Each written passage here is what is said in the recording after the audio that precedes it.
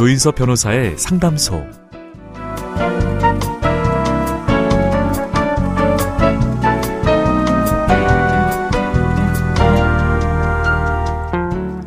어서 오세요. 기다리고 있었습니다.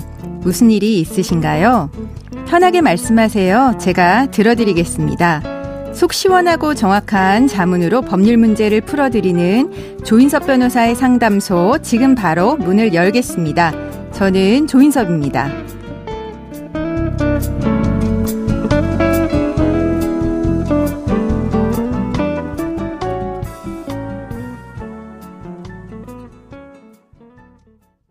고민이 있을 땐 언제든 문을 두드려주세요. 당신을 위한 로하우스 조담소, 최영비 변호사와 함께합니다. 안녕하세요.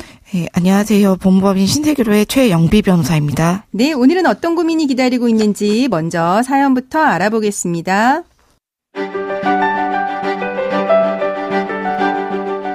결혼 생활 내내 저는 아내가 원하는 대로 들어줬습니다.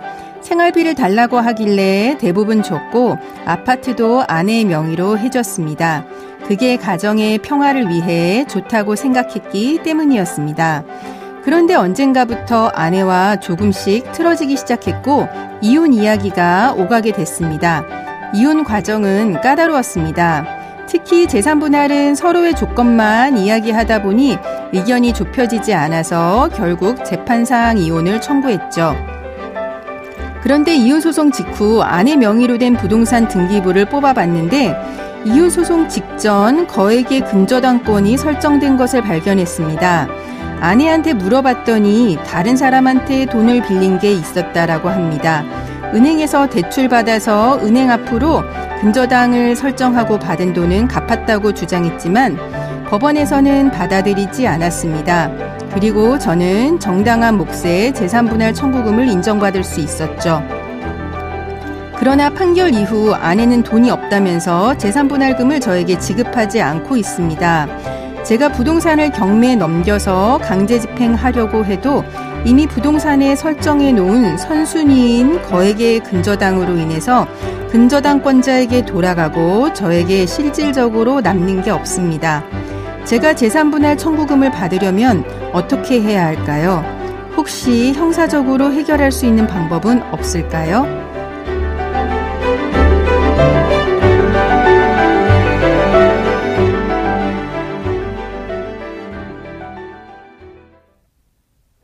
네, 이혼소송에서 재산분할은 까다로운 문제입니다.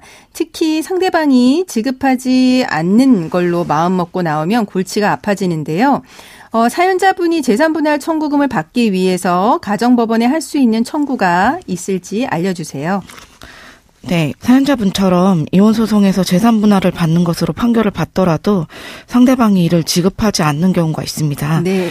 이를 대비하기 위해서 사전적 수단으로 가장 많이 강구하는 것이 상대방의 재산에 대한 가압류 혹은 처분금지 가처분과 같은 부전처분을 가정법원에 신청하는 것인데요. 네, 그렇죠. 예, 이후 이혼 판결과 함께 재산분할 청구금을 지급받는 확정 판결을 받았다면 이 가압류를 본압류로 이행해서 경매를 신청할 수 있고 경매에서 대금을 받아서 이행의 만족을 얻을 수 있습니다.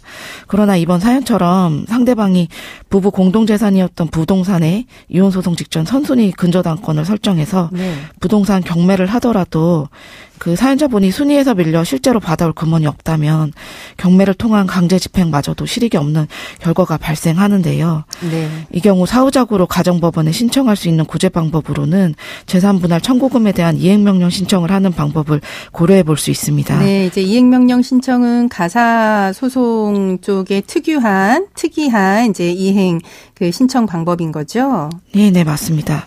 그래서 보통 법원에서는 이행명령 신청이 있는 경우에 자발적인 이행을 권고하고 이게 이루어지지 않는 경우에 이행명령 결정을 내리는데 이 결정에도 응하지 않는 경우에는 주 최대 1,000만 원 가량의 과태료 지급을 명하는 결정의 신청을 추가로 할 수 있기 때문에 경우에 따라서는 상대방에게 상당한 압박이 될 수 있습니다. 네, 그리고 또 이행명령을 지키지 않는 경우에 감치까지도 이제 생각해 볼 수도 있는 거고요. 그러면은 사연자분이 이행명령이 큰 실익이 없는 경우라고 하면, 형사적으로 해결할 수 있는 방법도 있을까요? 네.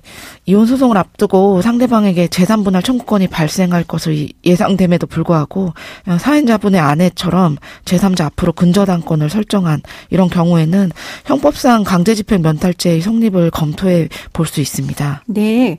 강제집행 면탈죄라고 하는 거는 무엇인지 설명을 해 주세요. 네, 강제집행 면탈죄라는 것은 형법 327조에 규정된 죄로 강제집행을 면탈할 목적으로 재산을 은닉, 손괴, 허위 양도 또는 허위 채무를 부담하여 채권자를 행하는 죄를 말합니다.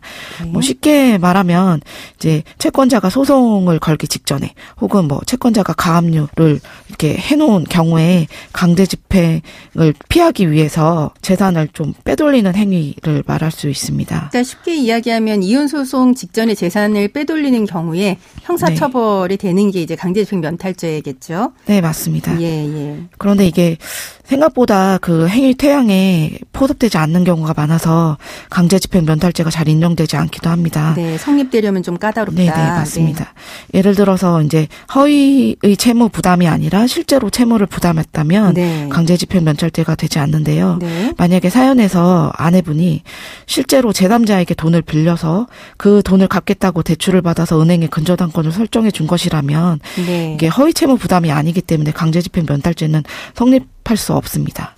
근데 이제 사연에서는 아내분이 제3자에게 부담하였다고 주장한 채무를 가정법원에서 인정해주지 않았다고 했으니까. 네, 그렇다고 나옵니다. 네, 그렇다면 이거는 허위 채무 부담이라고 볼 수도 있고, 그렇다면 아내분이 강제집행 면탈죄의 그 죄책을 면하지 못할 가능성이 높습니다. 네, 그러면은 이 형사고소 이외에 또 민사적으로 해결할 수 있는 방법 있을까요?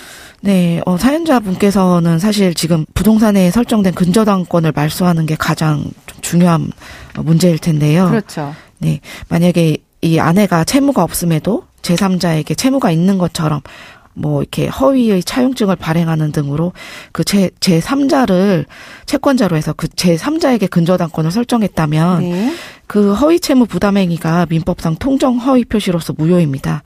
그래서 그에 기한 근저당권 설정 역시 원인 없는 법률 행위에 기한 것으로 무효라서 그 사연자분께서는 민사법원에 무효의 법률 행위를 원인으로 해서 근저당권 설정 등기 말소 청구를 제기해서 근저당권 설정 등기를 말소하고 깨끗한 상태의 부동산을 압류해서 강제 집행을 도모해 보실 수 있는데요.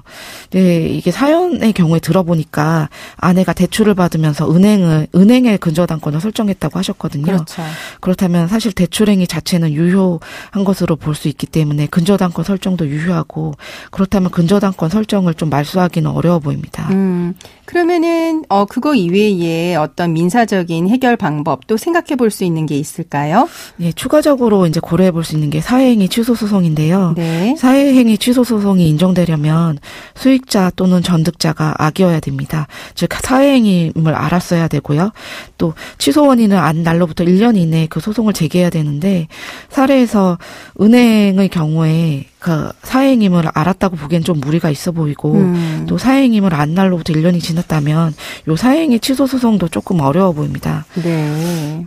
그렇다면은 이제 재산 명시나 조회 등을 통해서 다른 재산을 좀 알아내서 거기에 압류를 하는 등 다른 방법을 고려해 보시거나 아니면 뭐 채무불이행자 명부 등재 신청 등 좀 간접적인 방법을 고려해 보실 것을 권하고 싶습니다. 네, 이제 생소한 법률 용어가 많이 나오긴 했는데요. 지금까지 상담 내용을 좀 정리를 해보면 사연자분은 아내와 재판상 이혼 청구를 했고 법원에서 정당한 몫의 재산분할 청구금을 인정을 받았습니다. 하지만 아내분이 지급을 하지 않고 있는 상황이고요.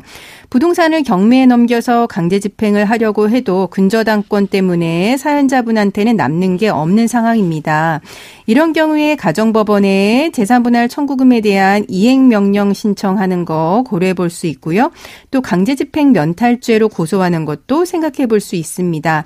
그리고 민사적으로는 사회행위 취소소송이라고 하는 거 생각해 보셔야 되고 그 이외에도 채무불이행자 명부 등재 신청, 재산명시, 재산조회 이런 것들을 통해서 다른 재산 한번 알아내서 그 재산에 대해서 압류하는 방법 추가적으로 생각해 보셔야 될 것 같습니다. 네, 감사합니다. 지금까지 최영미 변호사와 함께했습니다. 네, 감사합니다.